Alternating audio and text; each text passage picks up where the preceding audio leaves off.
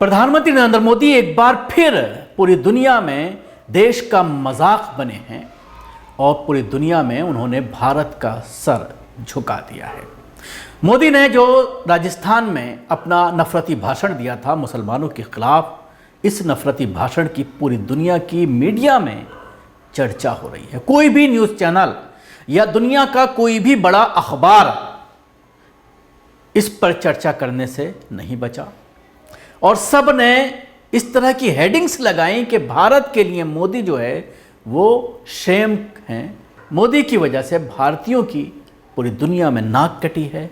Al Jazeera से लेकर के BBC, CNN, इन तमाम चैनलों ने बाकायदा इस पर खबरें बनाई हैं और मोदी का ये भाषण, नफरती भाषण, अपनी अपनी लोकल लैंग्वेजेस में ट्रांसलेट करके लोगों तक बताया है कि किस तरह से अल्पसंख्यकों के खिलाफ उन्हीं का एक प्रधानमंत्री, उनके देश का प्रधानमंत्री जो 10 साल से प्रधानमंत्री है और सबको साथ लेकर चलने की बात करता है, लेकिन फिर अचानक पहले फेज के बाद क्या हो गया कि उसकी भाषा में इतनी ज़्यादा नफरत जो है वो घुल गई। मुसलमानों को किस तरह से उसने कटघरे में खड़ा कर दिया, ज़्यादा बच्चे पैदा करने का आरोप भी मुसलमानों को लगाया और हिंदूवादी संगठनों को मुसलमानों के कहा जा सकता है कि मुसलमानों के ख़िलाफ़ पूरी तरह से वर्गलाने की कोशिश की। यहीं पर ही मोदी ने बस नहीं किया, बल्कि आज फिर एक ट्वीट किया है मोदी ने और उसमें लिखा है कि परसों जब मैं राजस्थान आया था तो अपने एक 90 सेकंड के भाषण में मैंने कुछ सत्य देश के सामने रखा था। उससे पूरी कांग्रेस और इंडी गठबंधन में भगदड़ मच गई है। मैंने देश के सामने सत्य रखा था कि कांग्रेस आपकी संपत्ति छीनकर आपके खास लोगों को बांटने की गहरी साजिश रचकर बैठी है।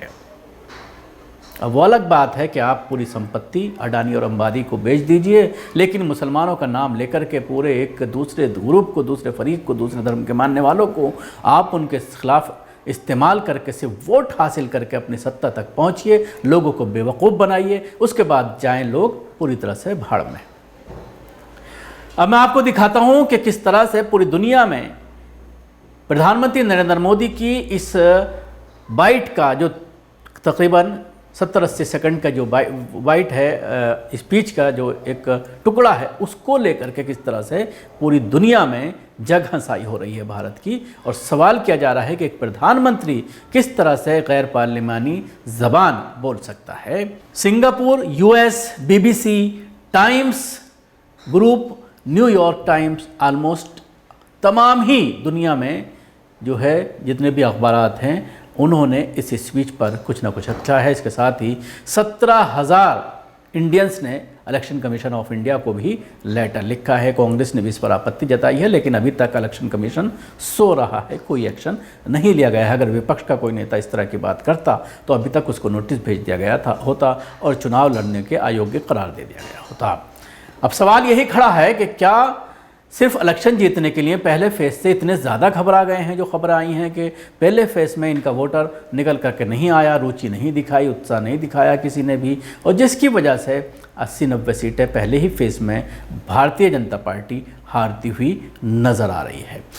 प्रधानमंत्री मोदी का भाषण मंगलवार को विदेशी अखबारों के पहले पन्ने पर छाया रहा, लेकिन यही भाषा मोदी ने मंगलवार को राजस्थान की एक रैली में इस्तेमाल की। मशहूर अमेरिकी अखबार न्यूयॉर्क टाइम्स की हेडलाइन है कि मोदी मुसलमानों को घुसपैठिया कहते हैं जो भारत की संपत्ति छीन लेंगे। अखबार ने लिखा, देश के सबसे बड़े अल्पसंख्यक वर्ग के खिलाफ इस्तेमाल की गई सीधी भाषा वैश्विक स्तर पर प्रधानमंत्री नरेंद्र मोदी की छवि के खिलाफ है। न्यूयॉर्क टाइम्स ने लिखा, जैसा कि मोदी अपने तीसरे कार्यकाल के लिए प्रचार कर रहे हैं, इसलिए उन्होंने खुद ऐसी भाषा का इस्तेमाल किया जिससे यहाँ चिंता पैदा हो गई है कि ये मुसलमानों को निशाना बनाने वाले हिंदू संगठनों को भड़का रहे हैं। और सवाल यह है कि उनकी भाषा का बदलाव का कारण क्या है, इस पर सवाल खड़ा किया। क्वेश्चन मार्क लगा करके अखबार ने सवाल खड़ा किया है कि ऐसा बदलाव अचानक क्यों आया है मोदी की भाषा में।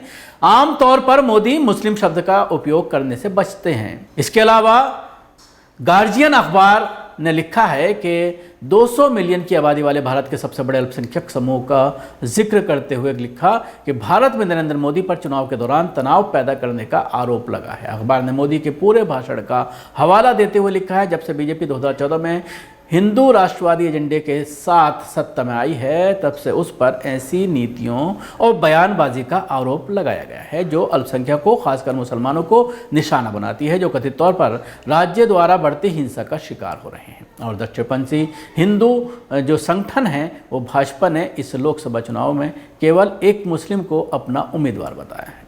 CNN अपने अखबार में लिखता है, सुर्खियां लगाता है कि मोदी की मुस्लिम टिप्पणियों पर घृणतापद भाषण का आरोप लगाया गया क्योंकि भारत के बड़े चुनाव में विभाजन गहरा गया है। CNN ने लिखा है कि उसने भारत के चुनाव आयोग से मोदी के भाषणों पर टिप्पणी मांगी है, यानी मोदी का जो ये भाषण है, इस पर उन्होंने चुनाव आयोग को मेल करके उनसे जवाब मांगा, लेकिन कोई जवाब नहीं मिला। CNN ने लिखा कि पिछले दशक में मोदी और उनकी भाजपा पर अपनी हिंदू राष्ट्रवादी नीतियों के साथ धार्मिक ध्रुवीकरण करने, दुनिया के सबसे बड़े धर्मनिरपेक्ष लोकतंत्र में इस्लामोफोबिया और घातक संप्रदायवाद की लहर को बढ़ावा देने का आरोप लगा है।